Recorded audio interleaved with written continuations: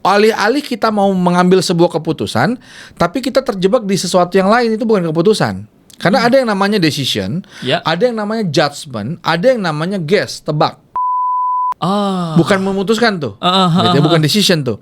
Tapi berdasarkan judgment saja, kita menilai, menghakimi sebelah pihak. Kalau kita memutuskan sesuatu karena mungkin satu kita pernah melakukan itu berulang, atau kita pernah dapat data ketika ngobrol sama orang lain, dan kita punya case yang serupa, akhirnya kayaknya yang ini bagus nih, kayaknya jalan yang ini nih yang tepat. Nah, terutama memang cari jalan nih.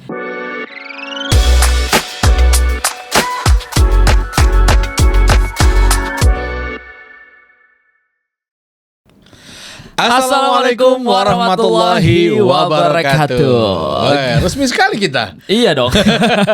Rasanya kayak MC nikahan ya.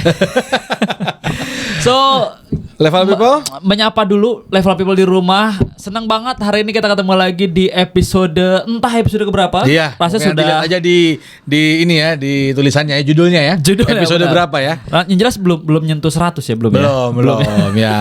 Masih season 1 ya, season pertama. Oke. So, level people, senang banget hari ini kita ketemu lagi di episode-episode yang pastinya tempat kita untuk ngobrol santai. Yang katanya penting, Coach. Penting. Penting. Dan pastinya ngebuat kamu di rumah naik level. Oke. Dan hari ini masih di episode yang sama di podcast.id, masih bersama dengan saya Fajarun Zakiani dan saya Samsul Hatta. Kita ada di Podcast Indonesia ya. Sekarang Bisri kita bully, kan dia 2 kali episode gak ada. Oh iya benar. Bapak itu libur terus ya? Iya, dia libur terus. Libur terus. Kayaknya perlu kita pertimbangkan. Ngomongin pertimbangkan, Coach.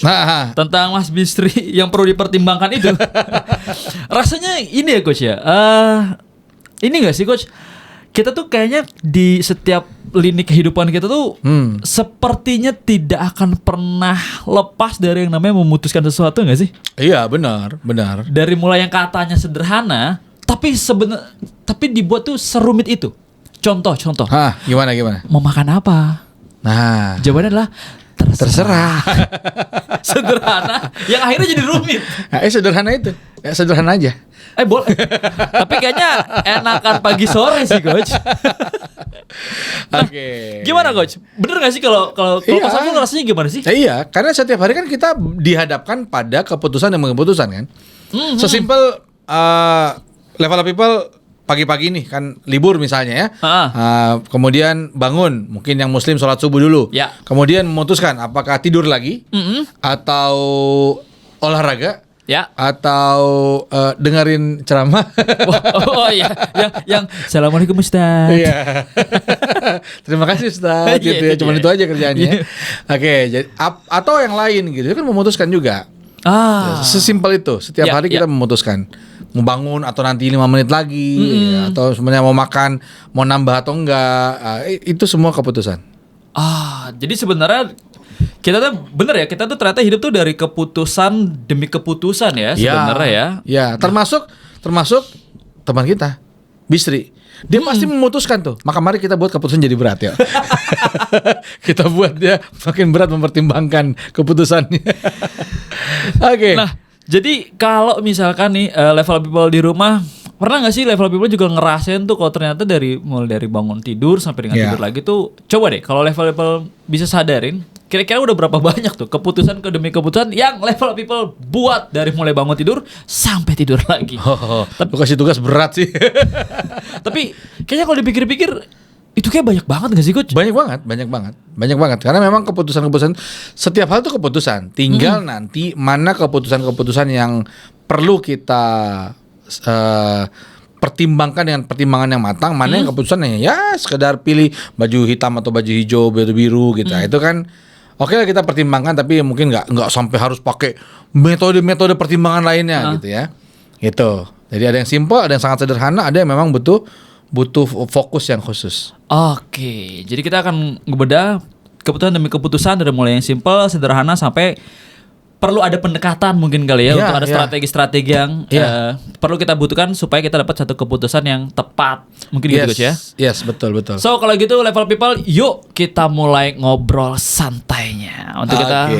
Dan untuk teman-teman di rumah jangan lupa sambil nonton podcourse.id boleh banget siapin cemilannya ya, supaya nanti makin enjoy dan makin banyak insight yang bisa diserap.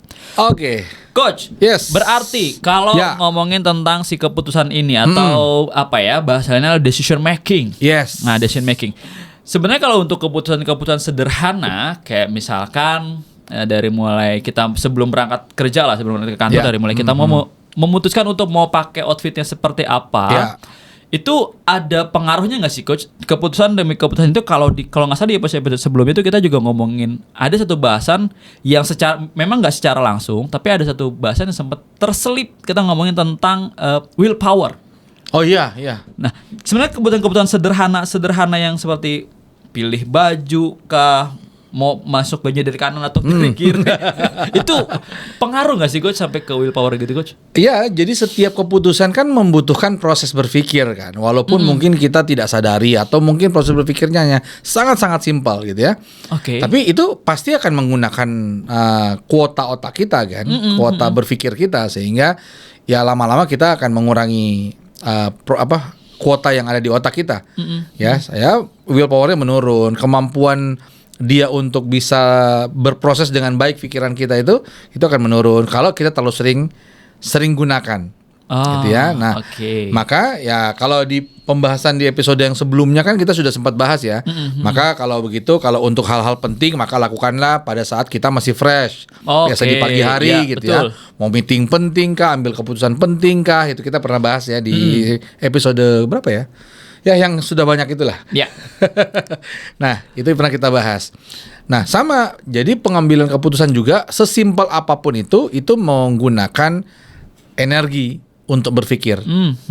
Nah, makanya banyak orang kemudian menghabiskan energinya untuk hal-hal yang nggak penting. Sehingga ketika dia mau mengambil keputusan penting, dia perlu berpikir untuk itu, udah kelelahan. Udah lobet ya. Kuotanya udah mulai menipis ya. Sesimpel scrolling Instagram, scrolling. TikTok. Wow. Scrolling nih, ketemu berita ini mungkin, kok bisa begini sih? Ini gini banget sih gue ini. Itu kan juga berpikir. Lama-lama capek kan, lelah. Tiba-tiba tim kita datang, Pak, mau begini-gini Pak, kita harus memutuskan ini segera. Udah lelah duluan kan? Karena udah banyak kepake gitu. Gitu. Level people di rumah, kalau ada yang masih ingat kira-kira apa yang perlu kita lakukan supaya kita dapat keputusan yang optimal, di episode sebelumnya itu ada satu bahasan membuat matriks Eisenhower namanya. Itu sebenarnya mau jadi pertanyaan sih, matriks apa namanya? Tapi udah saya bongkar ya. Nggak jadi level people. Nanti sepatang ini dulu karena nanti di episode setelahnya akan ada pertanyaan, ini quiz kecil-kecilan yang hadiahnya adalah self reward untuk level up. Self reward. Jadi level up kasih hadiah buat diri sendiri gitu ya. Kan boleh, yang penting ada kata rewardnya kan. Boleh. Nah, berarti Coach kalau misalkan hal-hal sesederhana scrolling itu aja sangat mempengaruhi willpower. Iya. Dan kira-kira kenapa ya Coach? Kok ada sebagian bisa jadi nih saya mungkin juga level people di rumah. Kenapa kita bisa terjebak gitu loh dengan hal-hal yang sebenarnya satu kalau scrolling akhirnya yang sebenarnya nggak perlu kita pikirin jadi kita pikirin. Iya. Kenapa padahal kita seolah-olah tuh kayak ada di satu lingkaran yang kita menikmati lingkaran itu yang akhirnya untuk membuat keputusan udah nggak cukup punya energi. Sebenarnya boleh-boleh aja, bukan nggak boleh sih. Cuman kan kita yang perlu memanage. Kapan kita memang perlu untuk scrolling? Karena ya menikmati scrolling itu boleh-boleh juga. Jadi bukan berarti nggak boleh sama sekali. Cuman kita perlu lihat kita masih butuh masih butuh fokus yang lebih atau tidak. Kalau masih butuh ya udah energinya, kekuatan kita, proses berpikir kita pakai untuk yang penting dulu. Ya, mirip yang kita bahas sebelumnya ya, itu penting. Penting untuk dilakukan, mendesak dia untuk dijalankan sekarang ya fokusnya ke situ aja dulu. Nah, kalau memang mungkin level people mungkin sudah santai gitu ya, lagi habis makan siang, selonjoran bentar, scrollingnya nggak apa-apa juga. nggak apa-apa juga. Karena kita memang dalam waktu yang memang dialokasikan untuk istirahat kan. Iya. Nah itu boleh-boleh aja. Gitu. Jadi bukan berarti nggak boleh. Nah yang kita obrolin tadi itu kalau misalnya kita lagi pengen memutuskan sesuatu, kita terdistrak dengan, aduh ada handphone nih, lagi nunggu bentar 5 menit, kita scrolling itu juga memakan si resource kita, sumber daya energi di dalam diri kita untuk kita berpikir. Mirip level people, level people ngecas handphone. Oke. Udah penuh. Oke. Level people lepas nih chargernya. Tapi chargernya tetap nyolok. Oke. Kan makan listrik kan? Iya, benar. Walaupun tidak ada handphone lagi di ujung satunya, sudah lepas dari handphonenya, tapi kepalanya masih nyolok di situ, maka dia tetap mengambil memakan listrik walaupun kecil. Walaupun kecil. Tapi bayangkan itu dibiarkan begitu selama sebulan 2 bulan gitu ya. Nggak dilepas sama sekali. Listriknya nggak dimatiin. Iya. Apa yang terjadi? Ya tetap aja lama-lama akan boros juga listriknya. Benar. Tetap ada perhitungannya Iya, jadinya ya. sama. Otak kita juga gitu. Mungkin kita lagi saya lagi nggak mikir apa-apa kok, lagi santai. Oke, lagi santai. Tapi kemudian kita scroll, kita lihat berita, kita menganalisa berita tanpa kita sadari. Ya itu juga makan energi. Oke. Nah, jadi bukan nggak bolehnya ya, tapi lebih kepada kita lebih bijak untuk melihat. Ketika kita mau ngambil keputusan, ini konteksnya kan di pekerjaan ya. Ya. Ketika memang kita mau ngambil keputusan, jangan sampai kita sudah kelelahan duluan. Gitu. Nah, tapi ya itu salah satu lah ya. Ada hal yang mungkin perlu kita lihat juga. Ini konteksnya tentang pengambilan keputusan nih. Karena tadi Bro Fajar kan sudah bilang tentang kita bahas tentang pengambilan keputusan nih. Nah, ngomongin pengambilan keputusan, ada hal yang menarik karena kadang-kadang level up people kita terjebak di alih-alih kita mau mengambil sebuah keputusan, tapi kita terjebak di sesuatu yang lain, itu bukan keputusan. Karena ada yang namanya decision, ada yang namanya judgment, ada yang namanya guess, tebak-tebakan. Oke. Oh itu ada berbeda berarti ya? Beda. Nah ini konteksnya apalagi di pekerjaan ya, di aktivitas kita gitu ya. Kadang-kadang kita alih-alih kita bilang, saya memutuskan, tapi ternyata kita hanya judgment. Bukan memutuskan tuh, gitu ya, bukan decision tuh. Tapi berdasarkan judgment saja kita menilai menghakimi sebelah pihak. Oke. Gitu ya, atau cuman ya ini aja. Memberikan penilaian yang tidak objektif. Gitu ya, judgment. Atau guess, tebakan. Kayaknya sih begini kayaknya gitu. Seolah-olah kita memutuskan padahal kayaknya ini deh. Iya. Intuisi gitu, tidak ada data gitu ya. Iya. Nah, itu yang kemudian perlu kita kenali, Bro Fajar, level up people, karena ini beda nih. Ada decision, ada judgment, ada tebak-tebakan atau guess. Bedanya apa? Kalau decision Kalau decision itu kita mempertimbangkan semua aspek dalam situasi yang kita hadapi. Itu ya. Jadi kalau decision, level people, kalau kita mau mengatakan tuh bahwa itu sebuah keputusan, maka dia sudah melalui proses analisa, proses pertimbangan, pertimbangan. Nah, tergantung matang atau tidak ya pertimbangan, tergantung nanti decision apa yang mau kita ambil. Karena ada juga yang memang strategik, itu berarti harus matang sekali. Ada yang sifatnya memang urgent gitu ya, urgent banget, maka tetap perlu pertimbangan walaupun urgent, walaupun pertimbangannya kita hanya mengambil sampling data atau fakta yang kita temukan. Nah, ini berbeda nih. Nah, ada lagi yang namanya judgment. Judgment apa? Itu berdasarkan penilaian yang kita berikan. Contoh, kita nggak suka sama satu orang, gitu ya. Dia tuh kerjanya nggak bagus. Padahal tidak kita lihat pada track record pekerjaan. Kita cuma nggak suka aja sama dia. Itu judgment tuh. Maka kita memutuskan, saya putuskan kamu nggak saya promosikan. Bukan karena pekerjaan, bisa jadi. Kenapa sih jadi promotion? Karena muka kamu nggak enak. Itu judgment tuh ya. Nah, ada juga yang guess, tebak-tebakan. Kayaknya gini deh, kayaknya ini nanti bakal gini deh. Nah gitu, pakai kira-kira, kayaknya. Jadi tidak sesuatu yang betul-betul dipertimbangkan. Itu namanya guess, tebakan. Nah, banyak orang yang terjebak. Alih-alih dia bilang dia memutuskan, padahal dia hanya judgment atau nebak-nebak. Baru kemudian atas dasar judgment atau tebakan ini dia mengambil keputusannya. bukan dengan decision yang tepat. Oke, tapi emang itu rasanya benar sih coach.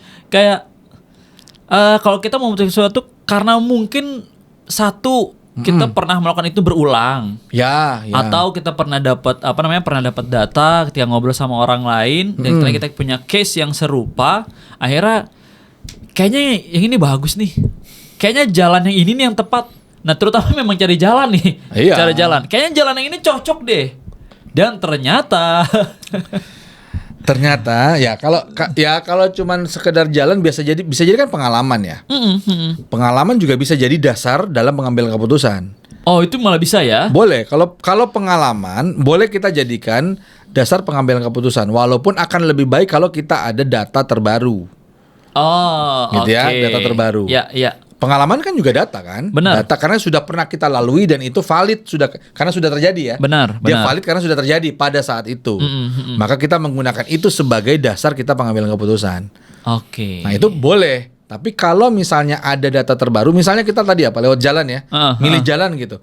Nah, dari pengalaman kita bandingkan dengan misalnya data terbaru dari map misalnya. Atau dari misalnya beberapa aplikasi map kan sudah ada komen dari pengguna jalan yang sudah melewati itu kan. Iya, betul. Oh, di sini ada macet nih, tadi saya lewat sini ada kecelakaan. Oh, saya lewat sini tadi ada ada pengaspalan misalnya. Ada Sikomo lewat. Ya. Sikomo itu apa ya? Coba nih Bapak yang di belakang layar Sikomo itu apa? Ya, saya Gen Z ya, jadi nggak tahu Sikomo itu apa. Oh, Gen Z ya. Ini pembohongan publik ya. Oke, jadi pengalaman boleh, tapi kalau misalnya itu ada data pendukung yang baru, maka itu bisa digunakan juga. Ya. Sehingga lengkap nih dari pengalaman kita, data pendukung yang baru kita lihat, kita analisa, baru kemudian kita mengarahkan kita kepada sebuah pengambilan keputusan. Oke, malah jadi lebih komprehensif. Jadi lebih komplit, lebih komprehensif. Betul. Nah, terus sebenarnya kalau karena tadi kan ada masuknya apa sih? Decision, judgment, guess, itu apa? Jenis keputusan kah atau bentuk keputusan yang pada akhirnya kita jadi kalau sebelum mungkin saya dan level people di rumah juga tahu, kita seolah-olah tuh mikirnya ya setiap yang kita ambil itu adalah keputusan, dan ternyata itu ada yang tebak-tebakan, ada yang judgment. Jadi hasil akhir yang kita yang kita statementkan untuk kita jalankan itu keputusan. Oke. Tapi keputusan yang baik adalah keputusan yang berdasarkan ada pertimbangan-pertimbangan. Ada analisa tadi ya katanya ya. Makanya kalau kita sebut sebagai decision making, prosesnya itu melalui pertimbangan. Oh, analisa kah itu pertimbangan yang ada di situ gitu ya. Nah, tapi kalau kita jalankan hanya berdasarkan judgment, maka kita terjebak tuh. Bukan proses memutuskan, tapi hanya merupakan proses judgment semata. Oke. Atau proses guess, proses nebak. Karena tadi bisa intuisi atau bisa hanya kira-kira aja. Karena kita nggak punya tidak mencari data, maka kita sepertinya begini. Oh, kalau begini pastinya begini, pasti begitu. Itu hanya tebak-tebakan. Oke. Jadi yang mendasari keputusan itu yang penting. Apakah dia menggunakan pertimbangan-pertimbangan dari data, fakta, logika gitu ya, atau kemudian pengalaman yang kemudian valid sudah pernah dilakukan atau terjadi gitu. Nah, itu kan ada pertimbangan-pertimbangan. Nah, kalau itu yang kita sebut dengan decision making yang tepat. Oke. Nah, jadi kalau misalnya kita ngomongin tentang decision making, sebenarnya coach, decision making sendiri itu ada jenisnya nggak sih?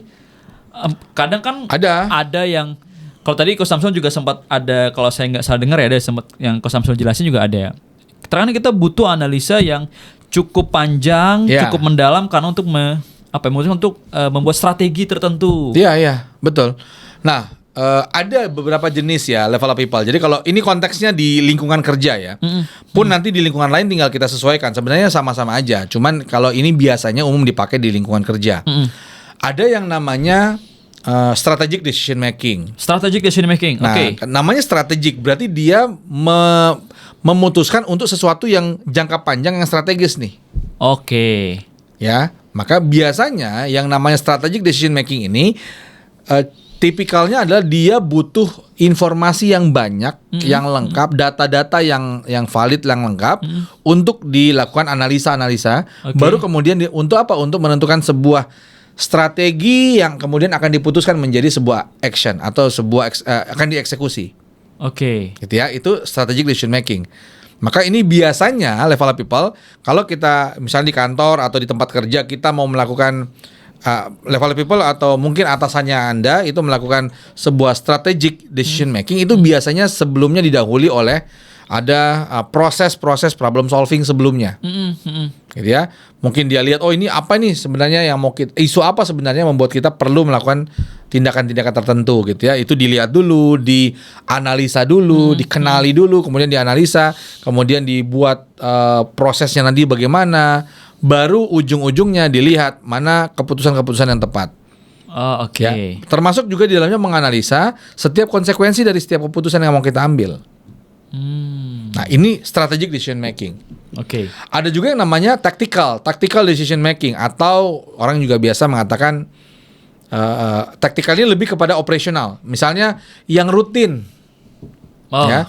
Keputusan-keputusan yang rutin gitu ya, yang rutin dilakukan setiap hari gitu. Misalnya contoh keputusan-keputusan terkait dengan kebijakan-kebijakan kecil, misalnya ada aturan-aturan tentang nggak boleh bawa makanan dalam ruangan, itu lebih operasional. Yang lebih taktis lah, atau mungkin hal-hal yang misalnya aturan seragam gitu ya, bahwa pakai ini ya, harus Senin pakai apa, Selasa pakai apa gitu ya. Jangan nanti pakai yang sama, nanti nggak cuci-cuci kan. Ada cuci nanti katanya kan. Baringo ada baru kering digo. Langsung dipakai. Nah, jadi itu aturan-aturan yang kaitannya taktis, sifatnya operasional. Nah, itu biasanya lebih kepada melihat hal-hal yang rutinnya seperti apa, kemudian dari rutin itu dilihat mana yang efektif, baru kemudian diambil keputusan. Jadi sedikit lebih sederhana dibanding yang strategik tadi. Mungkin gitu kalau di kantor kayak kebutuhan-kebutuhan pantry kali ya. Ya, gitu bisa gitu ya. Nah, kemudian yang ketiga ada yang namanya time pressure decision making. Time pressure. Ini Pak, ini harus diputuskan sekarang, Pak. Nah, gitu ya. Oh, enggak ini. Oh, ini penting, ini kalau enggak darurat, ini begini. Nah, biasanya itu. Ya, krisis. Ada krisis, ada sebuah situasi yang memang menuntut pengambilan keputusan cepat. Saat itu juga biasanya. Karena urgensinya sangat-sangat tinggi.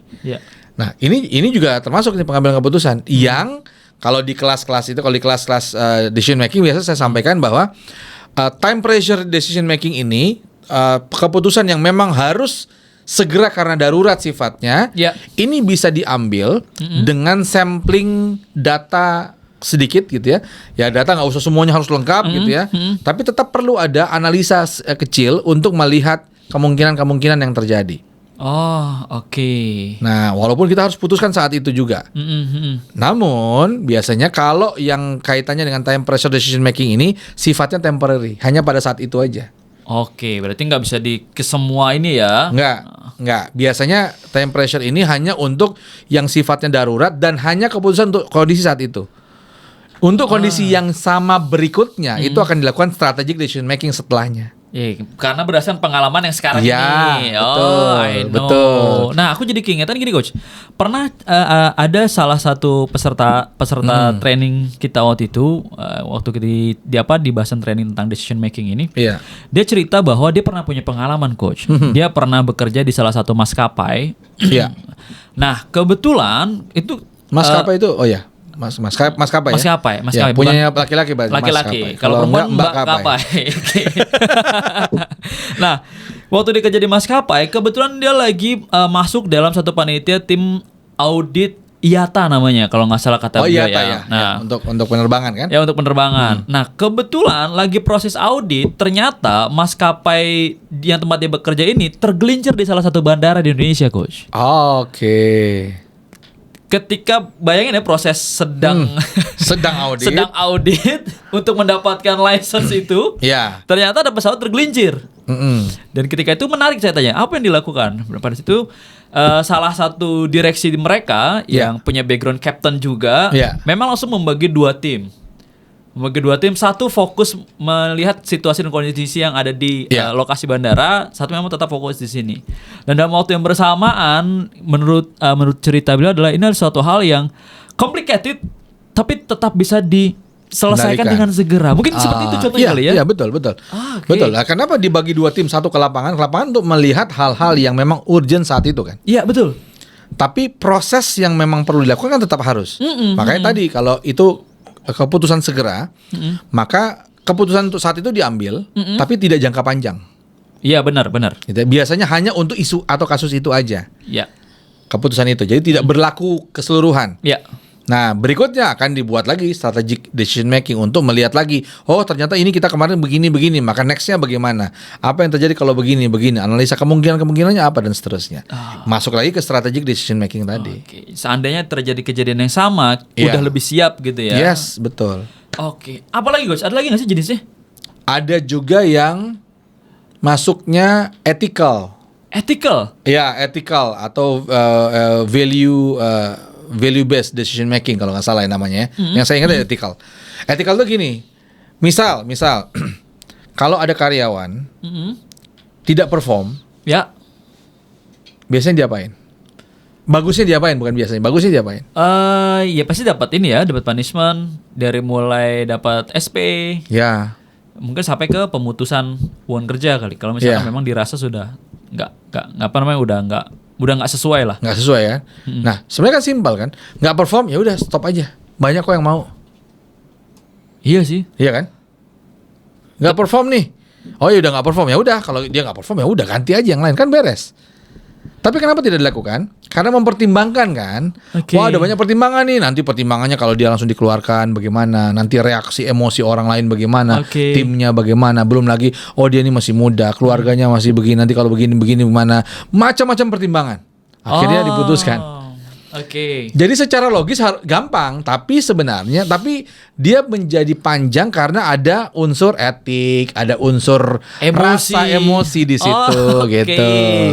Nah, pertimbangan-pertimbangan itu yang biasanya dikenal dengan ethical decision making karena memang melihat konteks etiknya, etisnya.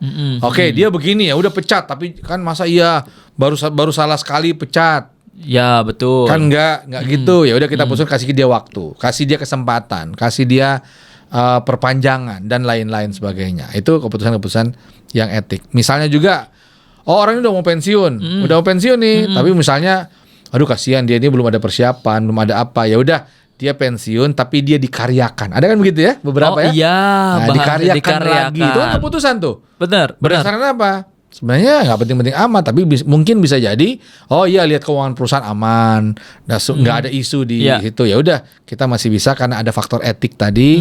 Nah itu diambil keputusan tertentu. Gitu. Nah kalau misalkan kasusnya mengambil keputusan dan ternyata dia adalah bawaan orang dalam, gimana tuh Coach? Nah itu masuknya ethical kah atau? Iya, masuknya ethical. Ethical juga ya? Masuknya ethical. Karena kalau gini, kalau keputusan karena dia bawaan orang dalam gitu kan sudah tahu aturannya harusnya gimana. Nah sebenarnya ethical mungkin untuk saat itu bisa jadi berikutnya dibuat strategiknya. Nextnya kalau ada orang-orang kayak ini nih pakai ordal itu diapain aturannya? Atau tetap mengikuti aturan umum, harusnya kan begitu kan? Mengikuti aturan umum gitu. Nah itu tergantung kembali lagi. Makanya kenapa itu konteksnya adalah konteks ethical. Walaupun kadang-kadang keputusannya nggak etis ya. Ups.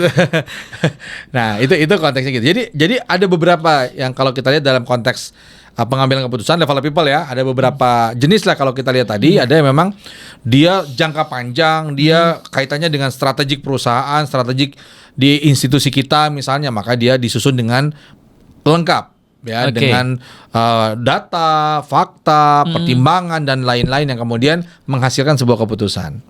Ada juga yang tadi sederhana, simpel karena dia sifatnya operasional aja. Taktikal taktikal tadi ya lebih simpel lah gitu ya. Okay. Dia tidak butuh data-data yang sangat lengkap, cukup biasanya bagaimana, rutinitasnya bagaimana, itu dijadikan sebuah aturan dan kemudian diambil keputusan. Ada yang krisis tadi, time pressure. Ya, time pressure decision making. Ini hanya berlaku pada situasi itu saja. Ya. Karena darurat atau tadi value atau ethical tadi yang keempat. Oke, Coach, dari jenis-jenis decision making tadi nih, terkadang ada sebagian dari kita, mungkin juga level people yang saat ini sedang nonton video juga mungkin pernah ada di kondisi itu. Sebenarnya apa sih Coach yang ngebuat pada akhirnya keputusan kita tuh nggak optimal atau nggak sesuai dengan nggak sesuai dengan apa yang dibutuhkan? Ya. Kalau tidak sesuai dengan apa yang dibutuhkan sih, ya kembali lagi ya. Gini, proses dalam diri kita, pengambilan keputusan itu adalah proses kerjasama antara logik dan emosi. Oke. Itu dulu ya. Ini dalam diri kita ya. Ngambil keputusan, logikanya begini. Tapi kasihan nanti begini. Nanti kalau begini bagaimana? Kalau begini nanti bagaimana? Dampaknya gimana? Itu kan emosional. Maka sebenarnya pengambilan keputusan ada peran fungsi logik dalam pikiran kita dan ada peran fungsi emosional dalam pikiran kita. Okay. Nah, namun kadang-kadang ada beberapa yang tidak tepat kita mengelolanya, maka terjadi yang namanya bias dalam pengambilan keputusan. Bias dalam mengambil keputusan. Iya, banyak, ada beberapa bias dalam pengambilan keputusan. Oke. Bias yang gimana tuh, Coach? Contoh. Ada beberapa aja mungkin ini. Yang pertama ada yang namanya confirmation bias misalnya. Confirmation bias. Nah, ini biasanya confirmation bias ini hanya terjadi dia terjadi ketika kita cenderung mengambil sebuah data informasi hanya yang kita punya kecenderungan di informasi tersebut. Yang kita yakin bahwa ini sudah punya perspektif sebelumnya. Oke. Maka data yang lain yang tidak sesuai dengan apa yang kita yakini, kita abaikan. Oke. Gitu ya. Itu yang kemudian biasa kita sebut dengan confirmation bias. Jadi dia cuman mengambil data-data yang menurut dia dan dia sudah meyakini bahwa data ini benar. Adapun data-data lain yang ini beda nih dengan saya gitu. Ya udah, diabaikan. Saya kalau mau kasih contoh sederhana, keputusan memilih presiden waktu pilpres. Ya, terkadang memutuskan berdasarkan karena ini kita udah suka sama orang ini, ya udah itu aja dipilih gitu. Okay. Karena dia pasti bagus. Iya. Ada informasi, si ini ternyata pernah tersangkut ini, nggak mungkin begitu. Itu kan namanya confirmation bias.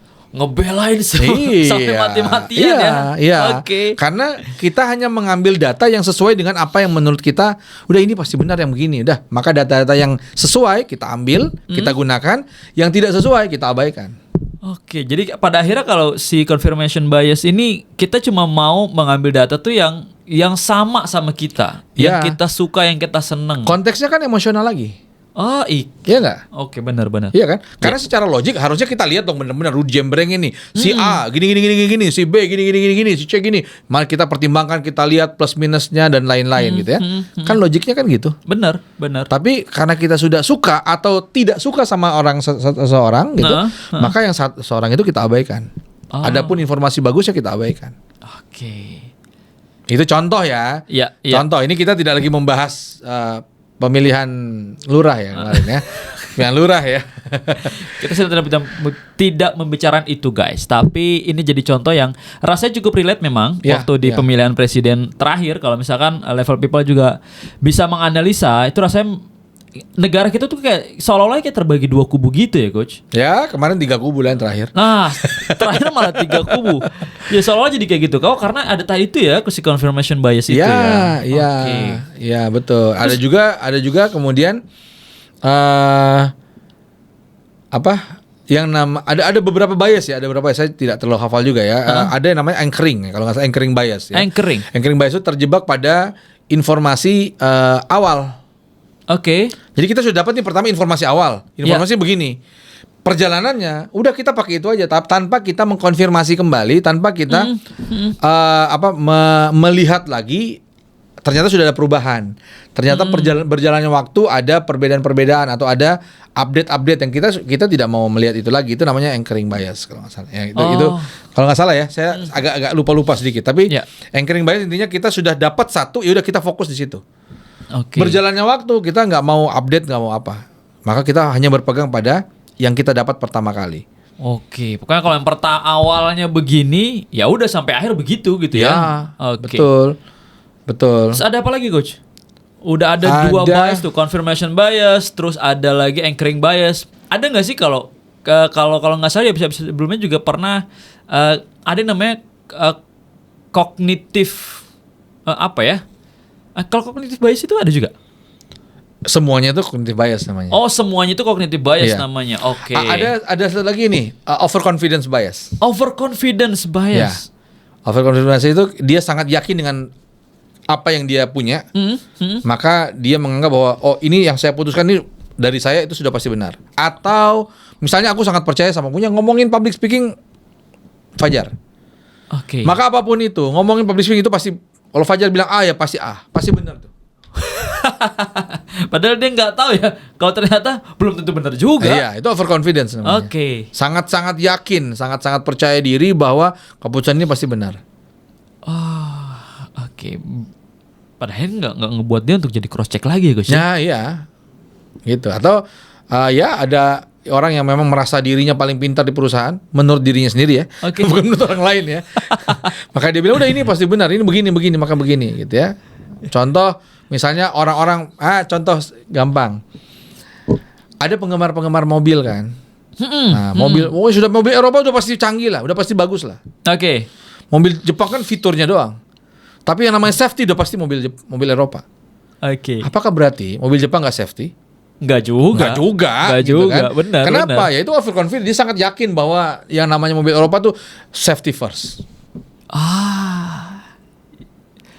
Tapi maka kalau beli mobil lain dia akan was-was. Kenapa? Ini nggak aman nih kayaknya. Gitu. Itu overconfidence. Contoh ya. Gitu. Nah, Coach, kalau dari yang udah kita bahas ada confirmation bias, terus ada overconfidence bias, sama tadi anchoring bias. Nah kalau gitu, Coach, gimana caranya supaya kita nggak terjebak di cognitive bias itu tadi tuh? Si 3 itu kan masuk dari cognitive bias ya. Terus gimana caranya kita supaya dalam memutuskan sesuatu, ya ini sesuai dengan harapannya, pada akhirnya hasilnya pun juga sesuai dengan yang kita harapkan. Bias itu terjadi, beberapa bias itu ada banyak sebenarnya, saya nggak hafal semua ya. Boleh level people tinggal cari aja di internet atau di banyak sumber gitu ya tentang cognitive bias yang mempengaruhi proses pengambilan keputusan. Itu banyak banget. Nah, tapi poin pentingnya adalah bias itu terjadi kenapa? Karena ada faktor emosional. Jadi sebenarnya proses pengambilan keputusan itu nggak hanya logik, tapi melibatkan emosionalnya. Gitu ya. Maka tadi overconfidence, ya emosional kan. Kalau ini sudah pasti benar nih, yakin gitu. Kan ada emosional di situ. Kalau logiknya bilang nggak harus. Logiknya kan harusnya dilihat satu-satu, dikaji lagi gitu. Betul. Tapi emosinya bilang udah yakin sama satu orang udah. Misalnya itu. Kenapa? Karena ada 2 ini. Nah, menariknya level up people, yang namanya logika dan emosi itu tidak pernah sejalan. Maksudnya sejarah, dia bisa ketemu di titik yang sama, tapi kalau misalnya logikanya lagi naik, kita lagi mengedepankan logika, pasti emosinya turun. Dan begitu sebaliknya. Kalau kita lagi kena bias tadi, emosinya yang kita dahulukan, pasti logikanya kan turun. Ini tuh level people, kalau level people lihat analogi ini mungkin teringat dengan permainan zaman kecil, jungkat-jungkit, betul. Jungkat-jungkit. Pengambilan keputusan logika dan emosi mirip begitu. Maka yang paling baik yang mana? Ya ketika dia seimbang, atau mungkin logikanya yang lebih dominan di awal supaya nanti berikutnya dibungkus dengan emosi. Sebenarnya kalau kita lihat, kenapa sih logika itu fungsinya untuk apa? Logika fungsinya untuk menganalisa kan. Emosi fungsinya untuk apa? Untuk menyeimbangkan karena faktor manusianya kan.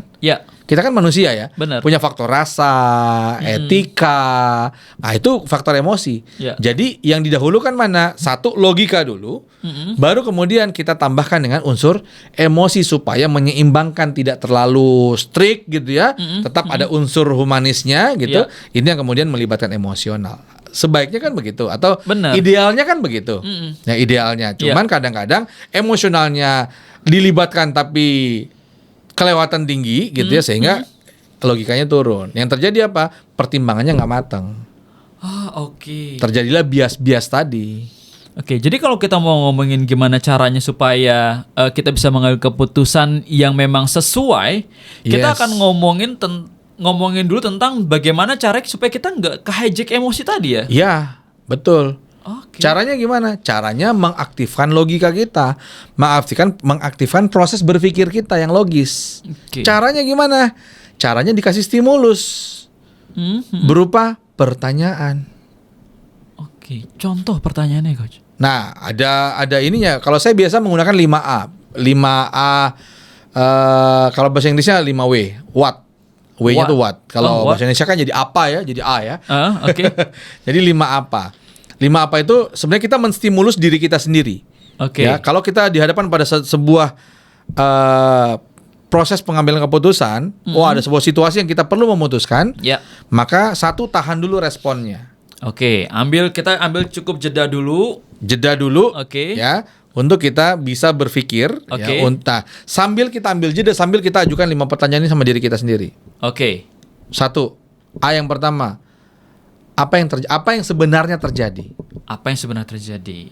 Ya. Oke. Jadi bukan hanya apa yang terjadi, tapi apa yang sebenarnya terjadi. Oke. Ini pertanyaan ini menstimulasi kita untuk melihat sebenarnya ada apa sih? Yang terjadi kan hanya di depan. Di apa yang ada di belakangnya sih? Oke. Kemudian A yang kedua, apa yang membuat hal ini terjadi? Beda nih. Apa yang sebenarnya terjadi? Apa yang membuat hal ini terjadi? Penyebabnya. Oke. Maka ini memancing kita untuk mencari tahu datanya. Oke. Lihat faktanya kalau bisa lihat faktanya atau pelajari datanya. Apa yang membuat kok hal ini bisa terjadi? Ya. Situasi yang kita hadapi bisa terjadi. 2. Yang ketiga, apa dampaknya? Oh. Tanya ke diri kita. Oke, kalau begitu apa dampaknya? Dari situasi ini apa dampaknya? Untuk saya, untuk orang-orang terdekat saya. Kalau dalam konteks tim ya, untuk tim saya. Organisasi untuk tim saya, untuk perusahaan saya, gitu. Apa dampaknya? Atau misalnya untuk diri kita di keluarga, ya apa dampaknya untuk saya, untuk keluarga saya, untuk lingkungan di sekitar saya. Dampak. Jadi apa yang sebenarnya terjadi, apa penyebabnya, apa dampaknya. Keempat, apa pilihan keputusan yang saya miliki serta konsekuensinya. Oke, dengan data ini, dengan hal ini apa nih? Saya punya pilihan keputusan apa aja nih? Solusi apa yang bisa saya ambil? Pilihan-pilihannya dan apa konsekuensi yang mengikuti keputusannya nanti. Kita pelajari. Oh, kalau saya ambil begini, nanti konsekuensinya ini. Kalau ini konsekuensinya ini konsekuensinya ini. Sudah kita pelajari, baru kemudian kita yang kelima. Kalau begitu, apa yang mau saya putuskan? Oke. Nah, sebenarnya 5 pertanyaan ini untuk menstimulasi proses berpikir kita lebih aktif sehingga logika kita naik, emosi kita bisa turun, bukan hilang ya. Ini bukan emosinya kita menghilangkan emosi, enggak. Tapi emosinya tidak dominan jadinya. Sehingga emosi kita tempatkan pada faktor penyeimbang, bukan faktor utama pengambilan keputusan. Oke, jadi kita bisa mengendalikan si emosi itu ya? Iya. Oke. Ya, stimulasi pertanyaan itu membuat supaya proses berpikir, proses logik kita bekerja. Ketika dia optimal bekerja, emosinya kan turun kan tadi ya, jungkat-jungkit tadi ya, jungkat-jungkit tadi, level people. Jadi kita kalau misalnya emosi lagi tinggi nih, kita tahan responnya untuk kita lihat dulu, kita tanya dengan 5A tadi gitu ya. Ini 5A salah satu contoh aja, metodenya banyak ya. Intinya kita stimulus dengan pertanyaan supaya proses logikanya berjalan ya, proses logikanya naik lebih dominan, maka proses emosinya turun dan proses emosi hanya menjadi penyeimbang tadi yang aku bilang. Oke. So, level people, jadi kalau misalkan kita mau mengambil keputusan, rasanya supaya keputusan itu menjadi keputusan yang optimal dan punya dampak nantinya, kita perlu jeda nih level. Kita perlu taken off. Kita perlu bisa melihat secara lebih utuh tentang apa yang nanti akan kita putuskan gitu Coach ya. Betul. So setelah itu apa lagi yang mesti kita lakuin Coach? Ya udah, kalau kita sudah lihat itu, kita sudah pertimbangkan dengan matang ya, tinggal kita putuskan dengan menyadari konsekuensi ya, kembali lagi. Karena setiap keputusan pasti ada konsekuensinya. Oke. Tidak semua keputusan itu pasti berakhir fully happy ending. Pasti ada yang enggak happy-nya. Tinggal mana yang bisa kita tolerir. Oke. Ya, konsekuensi mana yang masih bisa kita tolerir supaya kita tetap bisa optimal dalam menjalankan keputusan tersebut. Nah, oke. Itu terkait dengan proses pengambilan keputusannya. Tapi jangan salah. Tadi kan kita sudah bahas salah satu hambatannya adalah ketika ada bias kan. Salah satu penghambat ya. Bias itu salah satu penghambat. Di mana tadi bias itu terjadi karena tadi emosi lebih dominan. Dengan bentuk apapun. Tadi ada beberapa yang kita bahas. Level people bisa cari di beberapa referensi tentang bias. Nah, tapi ada juga penghambat lain. Apa tuh? Yang kita sudah bahas di awal dan kita bahas juga di episode sebelumnya tentang decision fatigue atau cognitive overload. Oke. Atau cognitive fatigue itu. Di mana kita kelelahan secara mental. Oh, kalau nggak salah di episode yang kita lagi ngomongin tentang time management itu ya. Time management kita bahas tuh. Wah, seharian tuh sampai siang dia meeting. Makanya ada banyak beberapa orang, mudah-mudahan level people nggak ada yang begitu ya, yang kemudian dia hajar meeting tuh dari pagi sampai sore meeting terus. Dan udah gitu dalam satu platform ada 3 meeting. Nah, pertanyaannya nggak capek? Nah, yang akan bisa terjadi yang namanya decision fatigue. Decision fatigue itu dia kelelahan karena sudah banyak memutuskan. Oke. Banyak keputusan, walaupun itu keputusan sedang, kecil, besar gitu ya. Tapi ketika itu dia sudah lakukan seharian, lelah, terjadi decision fatigue. Yang terjadi apa? Lemot. Iya, benar. Lemot. Ketika lemot apa? Fungsi analitisnya jadi berkurang. Sehingga dia nggak mau capek, udah capek, nggak mau lebih capek. Dia bilang, ya udah deh, terserah deh, ya udah deh begini, ya udah deh gitu. Ya udah deh ini. Ya udah putusin aja, ya udah saya putuskan begini tanpa pertimbangan yang matang. Yang terjadi apa ya? Bisa jadi berikutnya akan datang masalah yang lebih besar. Jadi decision fatigue atau cognitive overload, kecapean karena sudah overload tuh. Iya. Ya, termasuk pembagian jam yang kita bahas di episode level people bisa lihat di episode sebelumnya ya. Kita sudah bahas di episode sebelumnya bahwa tentang time management itu ada waktu-waktu di mana kita mungkin masih fresh. Ada waktu-waktu di mana kita perlu break, perlu istirahat. Nah, itu tinggal disimak ulang aja.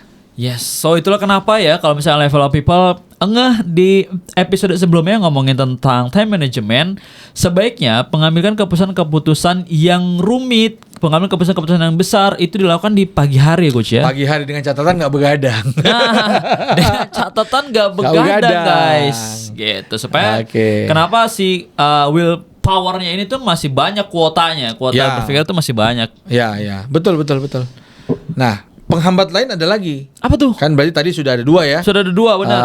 Bias dengan segala turunannya gitu ya. Sama fatigue, kelelahan, overload. Yang ketiga ada namanya jebakan. Jebakan dalam pengambilan keputusan. Oke. Apa tuh maksudnya tuh Coach? Ada beberapa ya. Ada yang namanya gini. Ada keputusan yang kemudian dia ambil hanya karena nggak enakan. Oke. Aduh, kalau nanti begini nanti mereka protes, nanti mereka komplain, nanti mereka nggak suka, nanti begini. Ya udah deh kalau gitu putuskan yang mereka suka aja. Padahal itu nggak bagus untuk perusahaan atau untuk hal yang pentingnya nggak bagus. Hanya karena nggak enakan. Karena nanti menjaga alih-alih menjaga harmoni, menjaga keselarasan hubungan baik gitu ya. Tapi ternyata hal buruknya lebih besar bisa terjadi. Kenapa gitu. ya di bagian nggak enakan ini rasanya level people relate nggak sih? Karena kita mau mengambil keputusan, contoh keputusan sederhana aja, mau makan siang gitu ya. Sebenarnya kita lagi pengen makan ketoprak sih. Cuma karena suara terbanyak itu pengennya bakso, ujung-ujungnya oke deh makan bakso aja. Kan jadi tidak menikmati kan. Iya. Jadi kurang menikmati bakso itu kan. Iya, karena di bakso itu kan nggak ada sambal kacang ya, Gus. Oke. Nah, tapi itu kan baru urusan makanannya sudah ada muncul ketidakenakan. Bagaimana kalau urusannya memang urusan yang urgent penting, yang sifatnya strategik misalnya di konteksnya masa depan perusahaan atau target perusahaan, itu kan justru ya nggak enaknya bukan hanya sekedar nggak enak rasa makanannya, tapi jauh lebih besar dari itu. Betul. Resikonya sangat tinggi. Betul. Nah, ada lagi yang namanya peer pressure. Peer pressure. Oke, tekanan sejawat nih. Iya, tekanan orang. Jadi meeting nih, menurut kita tuh salah, tapi banyak orang udah bilang, yaudah nggak apa-apa gitu. Ya udah deh, kalau yang lain sudah bilang gitu, saya mah ikut aja. Pernah nggak level people kayak gitu? Punya keputusan sendiri yang berbeda sama yang lain, tapi karena beberapa teman Anda, temannya level people atau mungkin keluarga sudah sepakat dengan hal itu, terus kemudian kita akhirnya bilang gini, ya udah deh kalau semuanya udah setuju, saya mah ikut aja. Nih, itu jebakan juga tuh. Ini kalau ada Mas Bisri nih, Coach, dia akan bawa ke ranah lamaran. Ya udah kalau anak udah setuju. Kan gitu biasanya. Iya. Duh bro. Mumpung dia nggak ada. Itu namanya peer pressure. Karena kita di pressure oleh orang lain. Oke. Kita malah ya mungkin kita sebutnya apa ya, tidak punya pendirian kah itu atau apapun namanya gitu ya. Tapi itu yang terjadi karena kita terpressure, tertekan, dapat tekanan dengan apa? Dengan lingkungan. Padahal kita tahu misalnya itu secara data analisa kita udah tahu, kita yakin bahwa itu nggak tepat. Mungkin lah secara keputusan bersama mungkin iya, tapi setidaknya kita sampaikan, bisa jadi memang apa yang kita sampaikan itu bisa mengubah keputusan yang lain kan? Benar. Karena kita yang tahu faktanya, kita yang tahu datanya. Betul. Tapi karena alih-alih, ya udah deh, udah pada setuju lagi, ya udah saya ngikut aja. Nah, itu namanya peer pressure. Gitu. Oke, bisa jadi peer pressure malah membawa kita malah jadi nanti people pleaser ya. Bisa jadi. Iya kan, pengen ngebuat semua orang tuh senang. Walaupun kita enggak. Iya, kan? Bener. Gak apa-apa aku begini tersiksa walaupun jadi langsung si paling tersakiti jadinya. Aduh, berepisode-episode itu nanti bahasannya guys. Jadi drama kan. Nah, nanti masuk di episode berapa kita? Episode yang berapa lah? Ada pernah tuh, kita bahas tentang drama ya. Tentang drama. Kalau nggak salah itu masuk episode lika-liku kakiku, bukan lika-liku kakiku dong. Ya, lika-liku kerja kantoran. Lika-liku kerja kantoran. Nanti tuh level people bisa tuh ada di, kalau nggak salah ada di bahasan episode awal. Oke. Ada lagi. Masih ada lagi. Masih ada lagi. Namanya plural ignorance. Plural ignorance. Apa tuh? Ya, orang tidak ada yang berani ngasih tahu, nggak ada yang berani ngasih pendapat. Oke, biasanya ini terjadi antara bawahan ke atasan ya. Dia tahu atasnya mengambil keputusan, dia tahu itu nggak tepat di lapangan, itu nggak boleh, tapi dia nggak enak, nanti begini tuh jadi. Nanti ini konteksnya adalah ke atasan biasanya, atau ke dalam di sebuah forum yang nggak ada satupun. Kalau nggak ada yang ngomong, saya juga nggak mau ngomong. Oke. Karena menunggu ada yang mulai gitu juga. Karena yang lain juga sama nih. Nggak mau mulai, ya udah dia juga diam akhirnya. Akhirnya itu jadi kelas menghanika cipta ya. Gitu. Dan yang terakhir ada juga yang namanya titik-titik responsibility, aku lupa. Diffusion kalau nggak salah. Diffusion responsibility. Ini ketika kita merasa itu bukan tanggung jawab saya. Itu kan urusan dia biarin aja. Oke. Nah, sehingga keputusan itu terganggu, keputusan besarnya terganggu. Kenapa? Karena kita tidak mau speak up. Itu bukan tanggung jawab saya, tanggung jawab dia. Ya udah biarin dia aja gitu. Padahal kalau kita lihat secara tanggung jawab di lingkungan kerja, ini kan konteksnya lingkungan kerja ya, level people, itu kita punya tanggung jawab profesional sebagai apa yang diamanahkan kepada kita untuk kita selesaikan. Kita juga punya tanggung jawab sosial. Karena kita berada di lingkungan itu, di sistem itu. Maka apa yang tidak tepat di sistem itu, kalau kita melihat tidak tepat, perlu kita suarakan. Didengar atau tidak urusan nanti ya, tapi paling tidak kita punya kontribusi untuk memperbaiki sistem atau untuk membuat sistem lebih baik. Oke. Nah, ini yang kemudian dikatakan jebakan-jebakan. Kadang-kadang aduh nggak enak ya, karena nggak enakan tadi, karena dapat tekanan lingkungan gitu ya, atau karena nggak ada yang mau mulai, saya juga nggak mau mulai gitu ya, nggak berani, nggak mau ngomong apa gitu ya. Atau ya tadi ya karena bukan tanggung jawab saya, urusan dia. Oke, di bagian terakhir itu apa ya menyebabkan kalau misalkan di satu organisasi, di satu perusahaan terjadi yang namanya silo.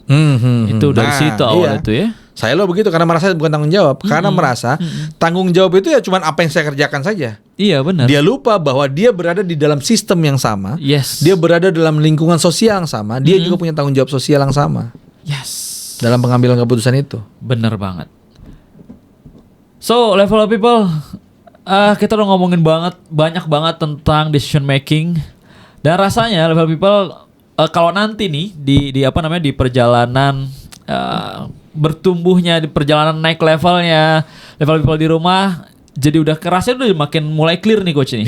Karena yang kita obrolin hari ini tuh bukan cuma tentang gimana caranya untuk kita bisa membuat keputusan yang optimal, yang akhirnya nanti sesuai harapan kita, tapi kita juga ngomongin tentang ada bias dalam mengambil keputusan tadi. Yes, betul. Dan gak lepas dari itu juga, level people gak cuma tentang ada bias tapi juga ternyata kita perlu sadar bahwa ternyata dalam pengambil keputusan itu juga ada namanya jebakan guys. Jebakan Batman lah pokoknya ya. Ada jebakan Batman. Jadi ternyata level people hari ini tuh nyenengin banget ngomongin tentang decision making. Kita ngomongin dari apa ya, kalau bisa dilihat nih seperti bawang level people, kita kupas satu persatu setiap lapisannya untuk dapat satu yang namanya decision making itu secara utuh. Ya, dan Bro Fajar, level people ini bukan hanya untuk di tempat kerja sebenarnya ya. Kita bisa praktekkan ini dalam keseharian kita sebenarnya. Karena banyak sekali keputusan-keputusan penting dalam hidup kita yang kemudian kita serahkan itu kepada orang lain kan. Karena nggak enakan, karena nggak berani, karena macam-macam. Yes. Dan untuk kalau misalkan hari ini ada yang nonton podcast kita nih, level people ini yang dari generasi-generasi yang akan melanjutkan studi. Nah biasanya kan itu menentukan jurusan kuliah. Oh iya, betul. Gitu kan ya. Ayo guys, setelah nonton dari sini, bukan berani mendebat orang tua, bukan ya, tapi ayo bicarakan. Ya, speak up. Berani ngomong kepada orang yang kemudian tentang apa yang pendapat kita, bagaimana sudut pandang kita. Ya. Itu dimanapun ya. Mau yang tadi untuk studi kah, atau mungkin ke keluarganya kah, atau macam-macam. Karena banyak juga kemudian kita lihat ya apalagi katanya generasi apa?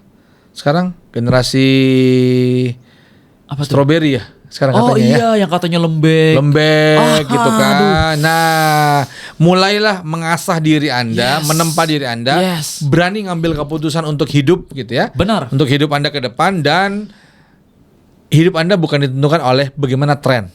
Benar. No. Ya. Tren orang lain juga sama. Mereka menderita, Anda juga menderita. So level people bisa jadi yang hari ini lagi mau memutuskan sesuatu perlu banget diomongin. Bisa jadi bukan nggak boleh teman-teman memilih jurusan tertentu gitu ya. Karena bisa jadi orang tua kita itu belum cukup yakin dengan keputusan yang kita ambil. Kita cukup oke nggak dengan itu? Kita punya tanggung jawab nggak nantinya setelah mengambil keputusan itu? So teman-teman, yuk mulailah untuk berani untuk speak up. Karena teman-teman akan banyak hal yang bisa teman-teman putuskan dari sana, dan mulai dari hal-hal yang sederhana, hal yang paling kecil, supaya nanti teman-teman ketika mengambil keputusan yang besar ini udah mulai terbiasa untuk untuk hal-hal yang rumit nantinya. Gitu. Super sekali. Kita ketemu lagi di episode selanjutnya. So, Kosam Selata, terima kasih banyak untuk episode kali ini. Ini seru banget. Kita jujurli, asik jujurli ya. Jaksel yang tinggal di Tangsel. Jujur ini happy banget, seneng banget karena kita ngobrolin banget tentang decision making itu dari setiap lapisannya sampai hal yang itu jadi jebakan-jebakan yang kita juga perlu aware ternyata, guys. Dan level of people, kalau dirasa dari obrolan kita hari ini, obrolan santai kita hari ini yang katanya penting ini, katanya penting, ada hal-hal yang bermanfaat, level of people jangan disimpan sendiri. So kita ngajak banget untuk level of people sebarin ini Informasikan ini sebanyak-banyaknya, seluas-luasnya ya. Ke sahabat-sahabat Anda juga boleh banget. Agar kenapa? Rasanya kalau kita tumbuh bareng, level up bareng tuh nyenengin ya Coach ya. Iya dong, betul. Dan saat manfaat itu kita sebarkan kan kita dapat juga. Bener banget. Ada apa ya? Ada pahala jariah. Pahala yang tidak putus-putus kalau misalnya itu di jalan terus. Benar. Dan kalau misalkan dari Level People ada sekiranya bahasan di kantornya, atau misalkan teman-teman ada bahasan yang rasanya ini perlu banget untuk kita obrolin santai dan kita akan dapat insight nanti untuk kita sama-sama level up bareng, boleh banget nanti tulis di kolom komentar. Nanti kita akan bahas di episode-episode selanjutnya. Oke. Thank you Bro Fajar. Sip, rasanya Level People, terima kasih. Sampai jumpa di episode selanjutnya. Assalamualaikum warahmatullahi wabarakatuh.